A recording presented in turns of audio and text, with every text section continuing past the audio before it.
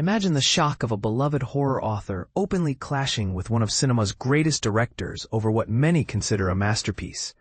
That's the fiery debate surrounding Stephen King's feelings towards Stanley Kubrick's 1980 film adaptation of The Shining. But here's where it gets controversial. King wasn't just disappointed. He downright despised how Kubrick transformed his story, reshaping it into something he saw as darker and more pessimistic. Let's dive into the details of this legendary literary feud and uncover a fascinating early twist that could have turned the tale into something entirely different, like a Scooby-Doo adventure with a sinister edge. For those new to the story, The Shining is Stephen King's 1977 novel about Jack Torrance, a recovering alcoholic and aspiring writer who takes a job as winter caretaker at a secluded, snow-covered hotel called the Overlook. As supernatural forces, think ghostly apparitions and eerie visions, begin to haunt him, Jack spirals into madness, endangering his wife and young son. King crafted this as a poignant allegory for alcoholism, portraying Jack as a tragic everyman whose inner demons are amplified by the hotel's malevolent spirits. It's a heartbreaking narrative that humanizes addiction and the struggle to stay sober, making Jack a sympathetic figure despite his descent into rage. Enter Stanley Kubrick's film version, starring Jack Nicholson in the lead role. Kubrick's take flips the script. Jack appears aggressive and unstable right from the start, painting him as an inherently abusive man rather than one corrupted by external influences. King was furious, feeling that Kubrick's changes stripped away the novel's empathy and turned his metaphor into a bleak portrayal of innate evil. And this is the part most people miss. Despite Kubrick's undeniable genius in crafting one of the most terrifying and visually stunning horror films ever. Think those iconic shots of endless corridors and psychological tension. King publicly criticized the director's choices, calling them arbitrary and overly cynical. It's a bold stance that pits authorial intent against cinematic interpretation, sparking endless debates among fans about which version reigns supreme. King didn't stop at complaints, though. In 1997, he adapted his own novel into a television miniseries, essentially correcting Kubrick's vision to align more closely with his original compassionate tone.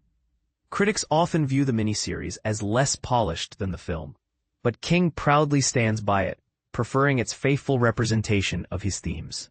This raises intriguing questions. Is King's miniseries a worthy rival, or does it pale in comparison to Kubrick's artistic brilliance? Do you think an author's dissatisfaction with a director's choices undermines the film's value? Or should adaptations have the freedom to evolve? But wait, there's an even wilder layer to the Shining saga.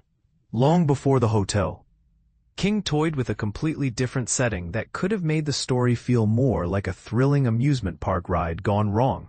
In the mid-1970s, as he brainstormed ideas for what would become The Shining, King imagined a haunted amusement park as the backdrop instead of the Overlook Hotel.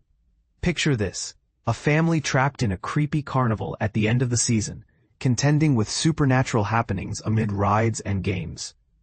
It was inspired by King's fond childhood memories of Topsham Fair, a vibrant carnival in Maine that's still running today. He especially loved the shy barkers, those charismatic touts who shouted enticements to lure people into rides or games, promising prizes with lines like, "Everyone wins." For a beginner exploring horror tropes, this setup blends everyday fun with lurking dread, turning something as innocent as a fairground into a source of chills. King recalled this concept during a 2013 interview on NPR's Fresh Air, sharing how he dreamed of writing a novel set in such a place. The core plot of Jack's caretaking role and ghostly torments remained, but the location felt more whimsical and less refined. He even had a title in mind, Dark Shine, and possibly a name for the park, like Skyhook, echoing one of the rides. Ultimately, King swapped the amusement park for the hotel, a decision that added a sense of isolated grandeur and made the story feel more sophisticated and less cartoonish, a wise pivot that elevated the narrative's intensity.